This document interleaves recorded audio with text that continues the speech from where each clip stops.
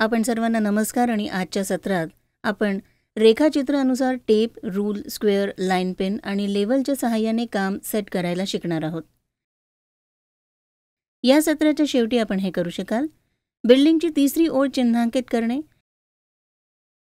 बिल्डिंगची चौथी ओळ चिन्हांकित करणे, खुंटीवर खिळे ठोकणे, प्रोफाईल मार्किंगने कर्णाचे अंतर तपासणे. यासाठी आवश्यक साहित्य आणि साधने ही आहेत: builder square steel 75 by 50 centimetre 1, नायलॉनचा चिन्हांकित धागा गरजेनुसार, गवंड्यांचा हातोडा दंडुक्यांचा 11 बाय 2 बाय 1 पाऊंड 1 नंबर, 30 मीटरची मेजरिंग टेप 1, प्लम बॉब 1, स्टीलचा try square 1, spirit level 1, 35 millimetre लांब आणि वायर खिळे गरजेनुसार, लाकडी खुंट गरजेनुसार, लाकडी पळ्या गरजेनुसार, चुन्याची पावडर गरजेनुसार.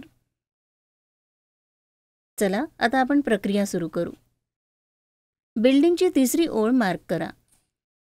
डीसी सीमेपासून 1 मीटरचे अनियंत्रित अंतर मोजा.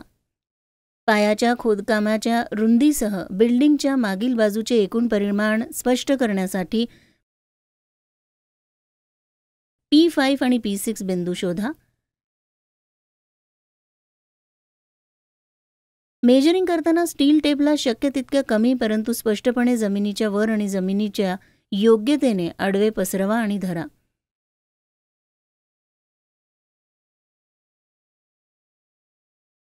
पॉइंट P5 आणि P6 वर ठोका. P5 खुंटीच्या मध्यभागी खिळा ठोका आणि एक लाईन धागा बांधा. बिल्डर स्क्वेअर वापरून लाईन धागा काटकोनात P3, P4 आणि P6 वर खुंटीवर पसरवा. P6 खुंटीवर खिळ्याचे चिन्ह शोधा आणि जर तो लाईन धाग्याच्या मध्यभागी असेल तर त्यावर खिळा ठोका. लाईन धागा P6 खुंटीमधील खिळ्याला बांधा आणि P3, P4 ला आणि P1, P2 ला समांतर तिसरी रेषा P5, P6 काटकोनात मिळवा. लाईन धागा आणि खिळ्याचे चिन्ह फक्त P6 खुंटीवर समायोजित करा. ढील कार्य म्हणजे बिल्डिंगची चौथी ओळ चिन्हांकित करणे. बिल्डिंगची चौथी ओळ चिन्हित करा. CB पासून 1 मीटरचे अनियंत्रित अंतर मोजा. पायाच्या खोदकामासह रुंदीसह बिल्डिंगच्या उजव्या बाजूचे एकूण परिमाण समाविष्ट करण्यासाठी P7 आणि P8 बिंदू शोधा. P7 आणि P8 चिन्हांवर खुंटा ठोका. P7 खुंटीच्या मध्यभागावर खिळे ठोका आणि एक लाईन धागा बांधा. लाईन धागा काटकोनात पसरवा.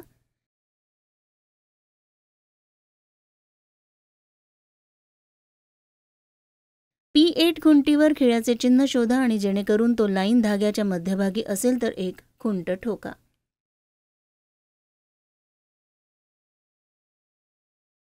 लाईन धागा P8 खुंटीमधील खिळ्याचा बांधा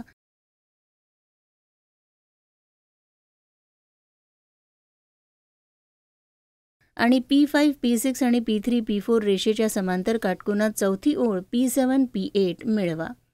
छेदनबिंदू E आणि H मधील कर्णाचे अंतर मोजा. छेदनबिंदू G आणि F मधील कर्णाचे अंतर देखील मोजा. सर्व लाईन्स धागे समान पातळीवर असणे आवश्यक आहे. धाग्याच्या लाईनचा उजवा कोन वळवण्यासाठी आणि तपासण्यासाठी बिल्डर्स स्क्वेअर वापरा. चला आता आपण खिळ्याच्या खुंटीमध्ये ठोकायला शिकू. ठोकण्यात येणाऱ्या खुंटीचा सपाट पृष्ठभागाचा मध्यबिंदू पेन्सिलने अंदाजाने चिन्हित करा. मध्यभागाच्या वर तीक्ष्ण टोकाने खिळा उभा दाबून ठेवा. खिळ्याच्या डोक्यावर क्लोव्ह हातोड्याने हळूवार प्रहार करा आणि त्याला बसवा. आता प्रोफाईल मार्किंग्सने कर्णातील अंतर तपासूया. मध्य रेषेचे चिन्ह मिळवण्यासाठी प्रोफाईल दरम्यान धागा लाईन बांधा. अशा प्रकारे ताणलेल्या रेषेवर छेदनबिंदू मिळवा. आडव्या विरुद्ध छेदनबिंदूमधील अंतर मोजा. आता आपण बिल्डिंग स्थिर करणे आणि बिल्डिंगच्या मध्यभागी लेआउट चिन्हित करणे शिकूया. हे कार्य करण्यास आपल्याला याची मदत होईल. बिल्डिंगच्या प्रोफाईल्सवर मध्यवर्ती रेषा तयार करा. मध्य रेषेचे चिन्ह जमिनीवर हस्तांतरित करा. मध्य रेषीय योजना आणि बिल्डिंगचे ओरिएंटेशन ट्रेस करा.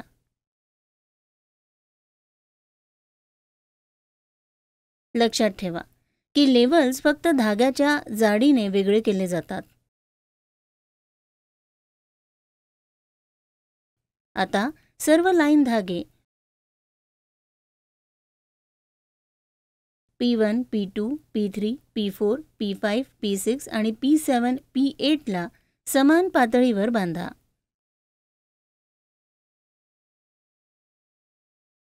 भिंतीला अर्ध्या रुंदीची म्हणजे 115 मिलीमीटर्समध्ये मोजा आणि उर्वरित 2 मीटर किंवा 2000 मिलीमीटर वाढवा. परिणामी 2115 मिलीमीटर हे शोधण्यासाठी एकूण अंतर बिल्डिंगच्या समोरच्या भिंतीसाठी मध्य रेषेची खुंटी इतकं आहे. छेदनबिंदू E पासून लाईन धागा P3, P4 वर 2115 मिलीमीटर मोजा आणि P9 खुंटा शोधा आणि ठोका. पुन्हा एकदा तपासणी बिंदू E पासून 2115 मिलीमीटर अंतर मोजा आणि P9 खुंटीवर खिळ्याचे चिन्ह शोधा आणि एक खिळा ठोका. छेदनबिंदू F पासून प्रक्रिया पुन्हा करा आणि P10 खुंट शोधा आणि एक खिळा ठोका. आता P9, P10 मध्ये एक लाईन धागा बांधा. P9 खुंटीसमोर बिल्डिंगच्या दिशेने सुमारे अर्धा मीटर सुरक्षित अंतर चिन्हित करा आणि प्रोफाईल चालवा. P10 खुंटीसमोर तीच प्रक्रिया पुन्हा करा आणि दुसरे प्रोफाईल चालवा. या प्रोफाईल्सवर मध्यरेषा चिन्हित करा. लाईन धागा P9, P10 काढा आणि हे 2 प्रोफाईल बांधा आणि बिल्डिंगच्या समोरच्या भिंतीच्या मध्यरेषा मिळवा. या व्हिडिओमध्ये आपण ही चर्चा केलेली आहे. बिल्डिंगची तिसरी ओळ चिन्हांकित करणे, बिल्डिंगची चौथी ओळ चिन्हांकित करणे, खुंटीवर खिळा ठोकणे, प्रोफाईल मार्किंगने कर्णाचे अंतर तपासणे. आशा आहे की तुम्हाला हे सत्र स्पष्टपणे समजले असेल. तुम्हा सर्वांचे आभार आणि आता पुढील व्हिडिओमध्ये भेटूया.